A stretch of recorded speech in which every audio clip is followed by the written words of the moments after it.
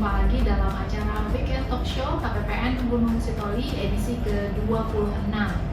Masih bersama saya Yanti Juliana sebagai host. Dan hari ini saya sudah kedatangan tamu yang istimewa, salah satu anggota KPPN Gunung Sitoli juga, Vincent. Tepuk tangan yang meriah. Boleh disapa Sobat Interest 007, Vincent. Halo Sobat Interest 007 ya. Iya. Ini udah yang kedua kali ya Vincent bersama dengan saya di Weekend Talk Show di akhir bulan Februari. Nggak terasa ya? Waktu cepet banget berlalu ya. Tiba-tiba udah masuk bulan kedua ya, akhir bulan kedua mau masuk bulan ketiga. Cepet banget waktu dari kayaknya kemarin kita baru jalan LRT. Jalan LRT. Terus ini loh pasang petasan ya kan, kembang api ya kan, karena tutup tahun. Awal buka tahun ya, tiba-tiba udah bulan Maret menuju pertengahan. luar biasa. Baik Vincent, ngomong-ngomong soal waktu yang cepat berlalu, ini Weekend Talk Show dari edisi yang sebelum-sebelumnya saya masih membahas tentang 8 kebiasaan efektif ya. Kemarin udah ada kebiasaan yang pertama, bagaimana bersikap proaktif, kemudian begin with and mind gitu ya. Yang kedua ada yang sekarang ini berkaitan dengan waktu ya, yaitu first thing first. Kalau yang dibilang first thing first kan kalau disederhanakan artinya kita bisa membuat prioritas dalam hidup kita, kaitannya dengan manajemen waktu. Nah tapi si pengarang buku Habit ini dia bilang begini, kalau bicara tentang prioritas jangan mengacu hanya kepada jam yang ada di dinding, karena kalau jam dinding itu kan semua orang sama ya waktunya ya, semua kita punya 24 jam ya sehari, tapi kita juga harus berpegangan pada kompas gitu, kompas hidup kita. Jadi waktu itu harus dialokasikan sesuai dengan apa misi kita, apa visi yang mau kita capai dalam hidup kita, seperti itu, supaya kita tidak hilang arah dalam waktu-waktu. Menurut Vincent gimana? Iya, saya sangat setuju ya penggunaan coffee ya, kalau nggak salah. Iya. Gitu ya. Karena kalau kita cuma melihat jam, maka ukuran waktu untuk setiap orang itu sama.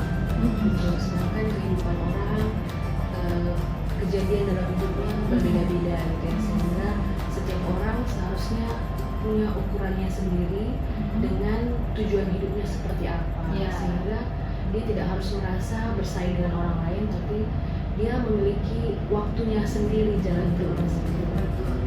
Boleh tahu nggak, boleh di-sharing nggak kira-kira prioritas Vincent dalam hidup itu apa? Saat ini prioritas saya keluarga. Jadi saya melakukan segala sesuatu seperti bekerja, saya punya mimpi dan cita-cita, tapi itu tetap berputar-putarnya, defaultnya around my family. Gitu. Jadi apapun itu hasil pekerjaan atau apa, tujuannya adalah untuk mengembangkan keluarga ya, untuk menumbuhkan keluarga. Jadi memang harus seperti itu ya, seperti Interest ya. Kita harus punya tujuan ya, supaya kita nggak hilang arah nih, hidup dari sehari ke sehari kita mau ngapain, jangan cuma mengalir ya kan, tetap harus ada prioritas. Nah yang menarik dibahas di Stephen Covey ini tentang kebiasaan efektif adalah kaitannya antara waktu itu dikaitkan dengan antara important dan urgent ya, penting dan urgent itu apa ya, segera ya kalau bahasa Indonesia, segera ya, important dan urgent.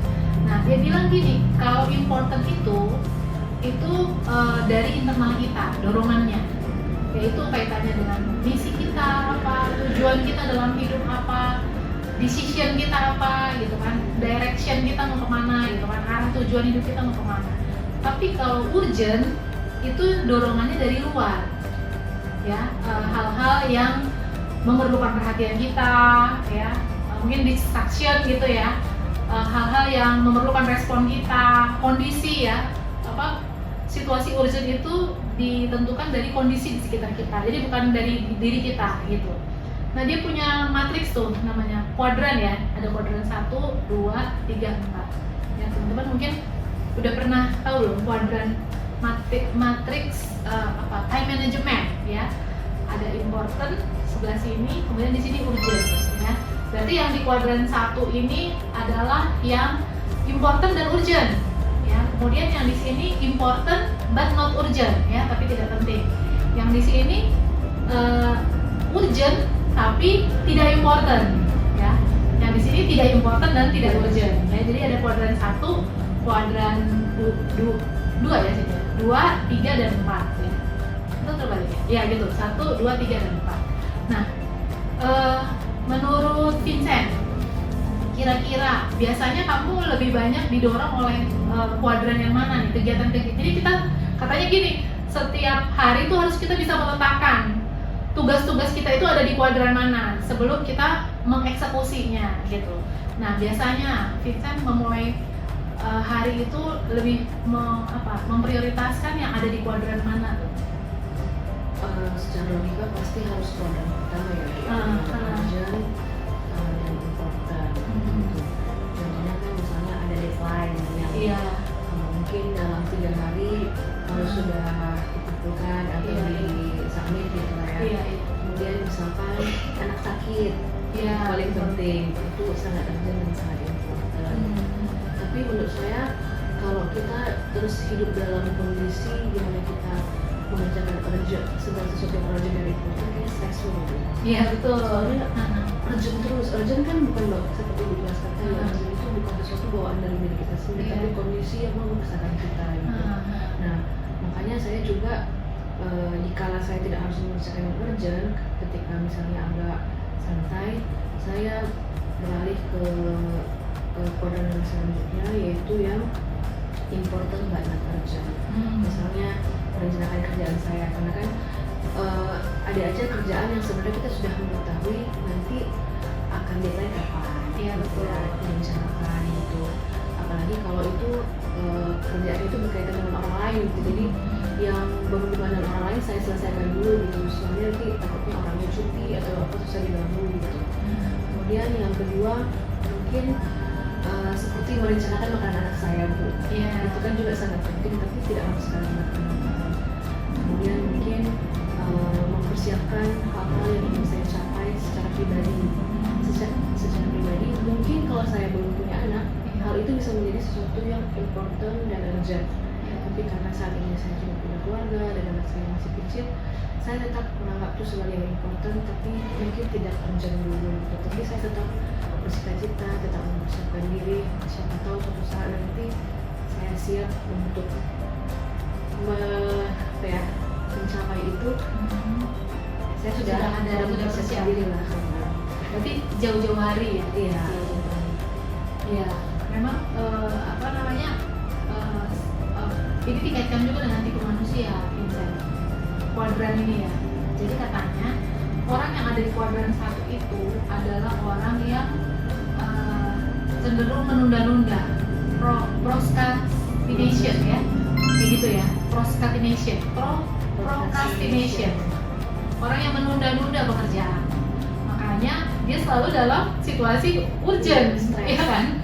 Dalam situasi urgent, karena sebenarnya seperti tadi Vincent bilang, ada pekerjaan yang sebenarnya sudah bisa kita planning dari jauh-jauh hari. Ketika situasinya tidak lagi darurat, itu sudah bisa kita cicil gitu ya, seperti laporan yang ada tenggat waktunya jelas ya kan, sudah bisa kita cicil sehingga tidak dalam kondisi urgent itu ya, tidak dalam kondisi kritis lah istilahnya. Jadi memang orang-orang yang waktunya banyak tersita untuk mengerjakan kuadran 1 itu orang yang kebiasaannya menunda-nunda, dan katanya nih ya semakin banyak belakangan ini orang yang menunda-nunda itu semakin banyak jumlahnya, sesuai dengan apa ini survei ya. Jadi surveinya seperti itu. Nggak tahu kenapa orang lebih banyak melakukan kebiasaan ini menunda-nunda. Mungkin karena banyak ini ya, kegiatan lain yang lebih menarik ya. Kebanyakan distraksi ya, apalagi media sosial nih, musuh kita semua nih ya.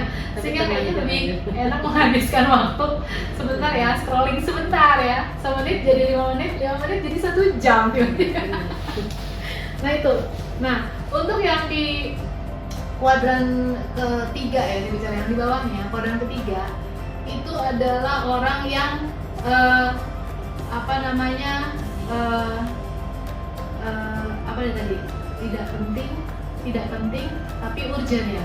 Orang yang suka ke distract gitu.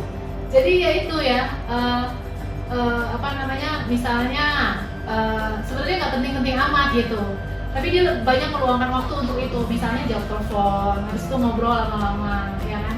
Baru mungkin jawab WA, ya kan. Kita sering ya, apalagi kalau di laptop kita itu kan ada WhatsApp web ya. Jadi lagi ngetik, tiba-tiba ada notif WA. Wah, ini teman lama nih, ngobrol dulu sebentar, ya gitu ya. Jadi orang yang gampang ke distract, ya. Orang yang gampang. Jadi orang yang banyak menghabiskan waktunya untuk mengerjakan hal-hal yang ada di kuadran ketiga ini, dia adalah orang yang sering kali terdistract. Kemudian yang keempat, yang di kuadran keempat, yang mengerjakan apa? Tidak penting dan tidak urgent. Itu orang yang apa ya, bermalas-malasan gitu ya, berlebih-lebihan waktunya atau energinya gitu ya. Jadi misalnya nonton TV berjam-jam, kemudian apa, tidur ya, mager ya sekarang, godaannya gitu ya, kalau lagi nggak mau kemana-mana udah mager, tiduran sampai berjam-jam gitu ya. Nah itu ininya. Nah yang kebiasaan efektif, justru yang menjadi kebiasaan efektif itu benar kata Vincent tadi, adalah orang yang justru lebih banyak menghabiskan waktunya di kuadran kedua. Dia melakukan pekerjaan-pekerjaan yang important tapi tidak urgent. Kenapa bisa begitu? Karena dia merencanakan jauh-jauh hari. Kayak tadi contohnya sederhana aja ya, menyiapkan makanan anak ya. Mungkin kalau kita procrastination, nanti lah itu gampang, 5 menit juga selesai gitu kan. Tapi begitu 5 menit kita kerjakan, mungkin akhirnya jadi nggak maksimal kan, karena kita semua terburu-buru. Nah kalau kita kelebihannya, kita ada di kuadran kedua ini, kita lebih mindful gitu. Kita lebih banyak berpikirnya, lebih apa ya, lebih hati-hati, kemudian lebih teliti, lebih banyak mencurahkan perhatian gitu, dibanding kalau kita terdesak sama waktu. Itu sih katanya Vincent. Tapi itu memang sudah dilakukan oleh Vincent ya, sehari-hari. Mungkin karena memang saya bukan tipikal orang yang terlalu impromptu ya. Jadi orangnya berencana, berencana. Walaupun sering juga malas-malasan, sehingga terjebak juga di kondisi yang harus. Bukan orang yang spontan gitu ya? Iya, nggak terlalu spontan. Jadi memang kebiasaannya memang harus merencanakan. Merenungi gitu. Jadi bukan juga orang yang memiliki talenta yang sangat cerdas gitu ya. Iya, ada orang yang kayak gitu ya, bisa tiba-tiba tampil ya, bisa tiba-tiba menghasilkan sesuatu yang luar biasa. Gitu.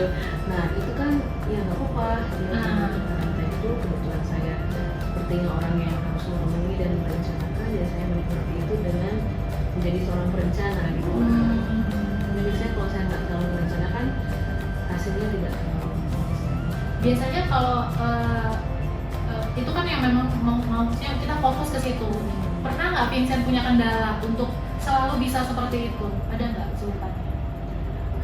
Kadang kan satu ya, kita manusia ya, terkadang kita sedang dimotivasi, tidak terlalu gitu. Nggak mood lah istilahnya. Nggak mood gitu kan. Terus karena merasa ini nggak terlalu urgent, nanti menunda-nunda. Gitu. Nanti bisanya itu ya kan. Tapi mostly karena saya memang tidak terlalu bisa itu, maka saya harus merencanakan. Bahkan kayak saya itu tidak bisa kemana-mana tanpa buku agenda saya, karena saya akan lupa. Jadi saya harus menulis minggu depan saya harus melakukan ini. Minggu sebelumnya berarti? Iya, karena minggu sebelumnya. Iya, misalnya gitu kan. Contohnya, jadi saya bikin kalender di koordinat saya, jadi saya tulis di tanggal itu saya harus selesai apa gitu. Karena kalau tidak, saya tidak akan jadi pasti akan keteteran semua. Saya merencanakan. Berarti didorong karena tipe kepribadian juga ya. Betul. Jadi sebenarnya apa ya? Lebih sering untuk apa namanya, merencanakan lebih dahulu. Jadi selama ini memang nggak pernah, maksudnya memang lebih sering seperti itu ya. Lebih sering. Kendalanya hanya itu tadi, apa misalnya lagi demotivasi, hanya itu aja, yang lain nggak ada. Kadang ada juga hal yang tidak bisa kita kontrol dari luar, yang misalnya kalau kita yang memerlukan perhatian Tapi sebenarnya musuh terbesar diri sendiri ya Bu ya. Kadang demotivasi itu atau kadang malas itu yang membuat kita kadang ayo udahlah nanti. Biasanya kalau kayak gitu berarti dia langsung melakukan sesuatu yang lain ya, yang sebenarnya nggak penting-penting amat gitu. Iya, jadinya ya gitu, kita terjebak dengan hal-hal yang tidak terlalu penting itu sampai akhirnya tiba-tiba kita terpaksa di kondisi urgent lagi gitu, jadi stres lagi. Biasanya kalau kayak gitu stres ya, misalnya dalam seperti kamu bilang tadi terlalu banyak mengerjakan sesuatu yang urgent dan important, kamu stres jatuhnya. Iya, saya merasakan seperti itu. Kalau misalnya hanya satu hal yang dikerjakan dalam kondisi urgent dan important, mungkin saya tidak apa-apa. Tapi kalau semuanya tiba-tiba, berarti saya merasa stres. Biasanya. Terus kalau misalnya dalam keadaan seperti itu, kira-kira apa nih cara kamu untuk mengurangi stres atau keluar dari situasi itu? Biasanya kamu ngapain? Gimana ya? Selesaikan aja sih. Saya biasanya ya udahlah kita selesaikan aja, nanti juga this time aku selesaikan, Iya, tapi mungkin nextnya kayaknya next time aku ubah strategi jangan seperti ini. Makanya saya dengan membuat kalender itu saya bisa memetakan saya nggak boleh santai-santai sekarang karena dua hari lagi akan ada kerjaan baru gitu. Kadang saya kalau tidak memetakan saya jadinya nggak tahu bahwa kalau saya santai sekarang saya akan terjebak. Minggu depan saya akan terjebak. Gitu. Itu gunanya kamu memetakan itu Iya, ya? saya bikin kalender sendiri di agenda saya. Jadi kamu tahu bahwa sebenarnya kita nggak bisa Terlalu menunda, santai-santai, iya nggak bisa nanti nunda nih. terjebak. Nanti kalau tunda sehari 2 hari yang memang masih lama, di situ udah ada yang Ada yang baru lain, bukan ya. cuma si tugas A ini gitu. Jadi itu ya kamu gunanya kamu memetakan. Saya memvisualisasikan pekerjaan saya itu dengan kalender saya. Itu udah konsisten kamu lakukan setiap hari? Setiap bulan Bu. Setiap bulan buat kalender itu sejak kuliah saya seperti itu. Gitu. Karena kalau enggak ya itu Bu, saya nanti saya takut terjebak. Dan biasanya kamu bisa tetap konsisten ya kan, sekali atau Iya. Motivasi. Tapi kan maksudnya nggak setiap orang ya seperti kamu ya. Di luar sana pasti ada juga orang bisa kayak Vincent nih, kayak bisa teratur seperti ini. Kira-kira menurut kamu gimana caranya supaya bisa membangun kebiasaan? Menurut saya sih Bu, pertama kita mengenali diri sendiri. Karena kebiasaan orang itu sama seperti waktu. Kebiasaan orang itu tidak bisa kebiasaan yang cocok dengan semua orang tidak bisa disamaratakan dengan lain. Karena kebutuhan dan kejadian dalam kehidupan itu kan berbeda. Jadi menurut saya adalah kenali diri sendiri dan tentukan tujuan dalam hidupnya itu seperti apa gitu. Dengan mengenali diri sendiri dan tentukan tujuan hidup, dia akan bisa membangun strateginya sendiri gitu. Misalnya kalau saya melihat ya orang yang lebih terplanning kayak saya itu biasanya perempuan. Dan saya lihat ya yang sering bikin kalender itu perempuan. Karena mungkin perempuan dia orangnya lebih teliti seperti itu. Tapi kalau laki-laki mungkin tidak seperti itu. Cuma mereka mungkin orangnya lebih cepat, lebih mampu bekerja dalam tekanan gitu. Mungkin ya Bu. Jadi ya kembalikan ke diri sendiri. Gitu. Jadi menurut kamu kebiasaan ini nggak bisa juga diterapkan oleh semua orang, tergantung kepribadian masing-masing aja gitu. Bisa diterapkan oleh semua orang, tapi saya melihat kadang-kadang ada yang tidak bisa stick untuk kebiasaan ini. Karena mungkin mereka merasa terlalu ritual atau seperti apa gitu. Tapi bukan berarti nggak berhasil. Seharusnya kalau mereka bisa tekun melaksanakannya berhasil Bu, dengan merencanakan. Apalagi kalau kita bekerja dengan banyak tuntutan itu harusnya planning dan merencanakan, memvisualisasikan pekerjaannya itu, tanggal-tanggal itu harusnya berhasil gitu. Tapi mungkin setiap orang punya cara mereka sendiri ya Bu. Maksudnya gini, kamu bilang kan setiap orang punya cara sendiri tergantung kepribadiannya. Nah, menurut kamu orang yang tidak menerapkan kebiasaan tadi ya planning bisa juga berhasil gitu? Kalau tidak planning menurut saya jangan ya, itu tidak akan mungkin kalau di beberapa case kita tiba-tiba spontan gitu ya, tapi kalau untuk dalam jangka waktu yang lama, kalau kita mau berhasil dalam jangka panjang, segala sesuatu yang tidak direncanakan itu pasti tidak baik. Tapi yang saya maksud dengan cara saya Bu, yang membuat agenda yang secara spesifik itu, mungkin itu cara saya untuk merencanakan, mungkin orang lain juga punya cara lain. Ya, intinya sih silahkan memplanningkan, tapi cara yang cocok dengan orang itu mungkin beda-beda. Gitu. Tapi planning itu tetap harus. Iya, tapi maksudnya caranya, detailnya seperti kamu ya diserahkan ke tipe masing-masing gitu. Tapi tetap harus planning. Ada orang yang catat ada orang yang kayak saya itu teknisnya lah ya. Gitu. Saya enggak, saya harus pegang sesuatu, saya harus visualisasikan. Harus dituangkan gitu ya dalam sebuah buku atau kita tulis gitu ya. Maksud saya yang ini yang apa? Bagaimana kita memetakan atau mengagendakan atau membuat kalender gitu. Setuju nggak bahwa nggak semua orang bisa kayak gitu ya. Terus apakah orang-orang yang tidak bisa mempelajari atau membangun kebiasaan itu nantinya dia tidak akan bisa produktif, istilahnya nggak akan bisa lebih produktif dibandingkan orang-orang yang sudah melakukannya gitu. Menurut saya memang orang yang tidak memiliki kebiasaan merencanakan, dia tidak akan lebih produktif dari orang-orang yang sudah merencanakan gitu ya. Karena kan memang kalau orang yang sudah merencanakan pekerjaannya, menurut saya dia akan lebih efisien mengerjakan pekerjaan.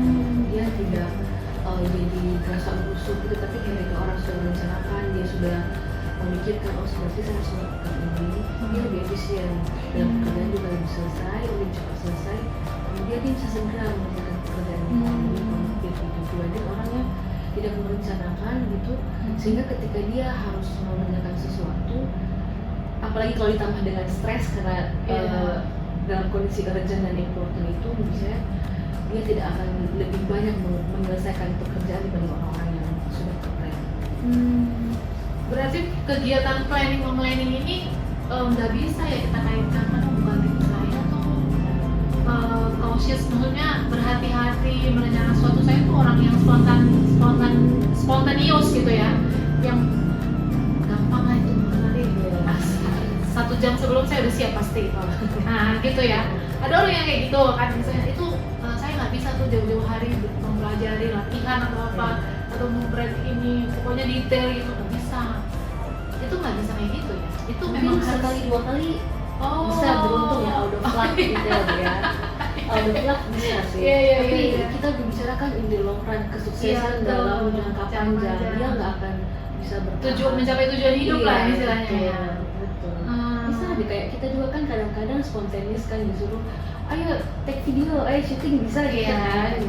Tapi kalau kita membuat video yang sebanyak-banyaknya, seperti misalnya kayak YouTuber, ya itu mereka sudah direncanakan. Itu kan juga mereka bikin draft, mereka mau ngomong apa, temanya apa gitu ya. Jadi tetap aja perencanaan itu utama dan harus dilakukan. Betul. Karena saya pernah baca quote juga, orang yang merencanakan dia udah setengahnya berhasil melaksanakan pekerjaan dibanding orang yang nggak merencanakan sama sekali gitu. Berarti sobat Pinterest, intinya bagaimanapun tipe kepribadian Anda ya kan, perencanaan itu harus ya. Caranya gimana, teknisnya bagaimana, itu baru tergantung kepribadian kita ya. Ada orang yang misalnya detail, dia harus dituangkan gitu. Ada yang mungkin dia angan-angan ya, bisa nggak? Iya, dia karena begitu imajinatif, dia mungkin isi pikirannya itu udah kayak ini checklist gitu. Bisa jadi kayak gitu ya. Jadi nah itu diserahkan kepada tipe orang masing-masing, kepribadian kita. Tapi bagaimanapun semua orang tetap harus merencanakan supaya dia bisa sesuai dengan kompas kehidupan gitu. Jangka panjang. Jadi itu ya sobat investasi. Jadi relate juga nih kalau dikaitkan dengan misalnya teman-teman kita di Saker ya, di Pemda ya, mau mengajukan, kan banyak ya kita kaitannya dengan KPPN itu, layanan-layanan kita, ada SPM, ada transfer ke daerah, semua itu direncanakan. RPD-nya harus jelas. Iya, supaya bisa jadi yang juara ya. Kalau semuanya mendadak susah. Oke, Vincent, ini menarik banget ya pembicaraan kita terkait first thing first ini. Saya juga banyak belajar ya. Kadang-kadang ya itu ya, kita namanya orang hidup ya, banyak cobaan mungkin ya. Motivasi kadang up, kadang down gitu ya. Nah itu yang sering jadi godaan buat Vincent. Saya yakin banyak teman-teman lain juga ya di belahan dunia ini mengalami hal yang sama ya. Kita mengalami pergumulan yang sama ya. Motivasi yang naik dan turun sesuai dengan situasi kita. Punya nggak tips gimana caranya supaya bisa mempertahankan mood atau motivasi, atau paling nggak bisa keluar dari situasi yang demotivasi itu gitu? Mungkin kalau misalnya kita terdemotivasi karena keadaan yang sedang tidak baik, misalnya kita ada yang sakit atau seperti apa, saya sering mengingat bahwa ini tuh nggak akan selamanya. Oke. Jadi ini hanya fase gitu, itu shall pass gitu. Ini pasti Iya, ini akan kita lalui ya. akan lewat juga, Iya. akan selesai juga. Kayak ketika juga saya stres dengan pekerjaan, ketika melakukan bekerja dan dan saya udah kerjakan aja, itu juga bikin saya senang. Terus kalau misalnya saya demotivasi karena memang malas aja, karena malas aja, yang saya ingat bahwa khususnya di kantor ya, yang saya ingat bahwa saya digaji. Jadi saya digaji, jadi dan berkat itu bukan berhenti di saya gitu. Takutnya saya digaji, saya kenyang dengan apa yang saya dapatkan sekarang, tapi tidak jadi berkat untuk anak saya. Pokoknya kalau saya sangat takut kalau berkat itu tidak mengalir ke anak saya. Jadi sering juga jadi Secara fisik sebenarnya mengalir, tapi takutnya kayak kita takutnya dia gabut ya kita ya, karena gaji buta gitu ya. Iya Bu, jadi sering bahas juga ke suami gitu kan. Makan duit yang istilahnya ya, yang tidak sah Iya, ya. betul. Jadi kadang kan ngobrol gitu kan ke suami, kadang mungkin sering dengan orang lain gitu. Iya. Lebih santai atau bagaimana gitu. Iya betul. Cuman kembali ke kesimpulan kami bahwa berkat tuh nggak berhenti di kita. Takutnya nanti kita sudah menikmati berkat yang mungkin dari orang tua kita, seperti kita yang saat ini baik, tapi karena kita tidak baik, di masa depannya anak kita berhenti berkatnya di kita. Gitu. Takutnya mereka hidup nanti nggak mandiri, nggak bisa melakukan hidupnya gitu. Jadi ya udahlah, itu aja yang saya lihat. Berkat mengalir ke anak saya. Bertanggung jawab mengalir ya. Karena dari pekerjaan ini saya menunjuk di keluarga. Gitu ya. Jadi yang pertama itu Itu siapa? nikmatin aja ya. Ya udah nikmati aja ya. Tapi bukan berarti lari ya. Aduh lagi hektik nih, aku lari dulu lah ke pantai gitu. Nanti juga selesai sama orang lain maksudnya. Nggak gitu ya. Ya udah dikerjain, tapi kerjain stres ya, nanti juga sebentar aja ya, nggak usah terlalu histeris ya kan, enggak ya gitu, ini akan lewat juga, tapi dikerjain ya, bukan fly ya.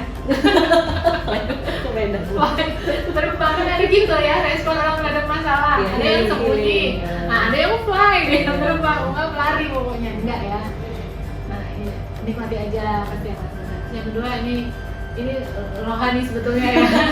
Ya, moral ya, bukan berarti secara fisik uang itu berhenti, bukan ya, tetap berkat ya istilahnya ya, berkat ya. Jadi bukan berkat makanan minuman, memang mungkin tetap dikonsumsi sama anak-anak kita, tapi nggak berkah gitu istilahnya ya.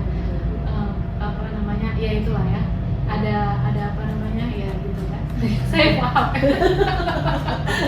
Jadi itu menjawab moral ya teman-teman. Jadi akhirnya mendorong kita nggak mau berlama-lama terdemotivasi ya, gitu kan. Ada mungkin sekarang orang mental health gitu ya. Karena kerjaan lagi banyak, bos mungkin terlalu mendorong ya, memberikan dorongan, akhirnya aku mental health ya, lagi demot nih gitu kan. Nah, tapi kalau kita ada tanggung jawab ya yang harus kita lakukan, akhirnya kita cepet-cepet. Jadi mungkin bisa jadi wawasan juga buat teman-teman seperti Andreas yang mungkin dalam situasi yang sama, masalah yang sama. Saya yakin lah semua orang pasti mengalami saat-saat seperti itu ya. Ada down. Ada dong, pasti ada. Cuma ada yang sering, ada yang enggak gitu ya. Ada yang cepet, ada yang berlama-lama. Nah ini salah satu tips dari Vincent. Luar biasa, terima kasih Vincent. Ya. Percakapan hari ini luar biasa ya di akhir bulan. Semoga menambah wawasan semua teman-teman sobat interest dan menyimaknya juga sambil semangat. Karena besok kan kita udah gajian. Ya. Jadi udah seger lagi ya. This will pass. Gimana? This too shall pass. This too shall pass ya. Keadaan bulan tua ini. Iya, akan pas besok. Besok udah nambah lagi ya. Kecuali buat teman-teman yang belum gajian ya. Aduh, mohon maaf ya. Gak apa-apa lah ya.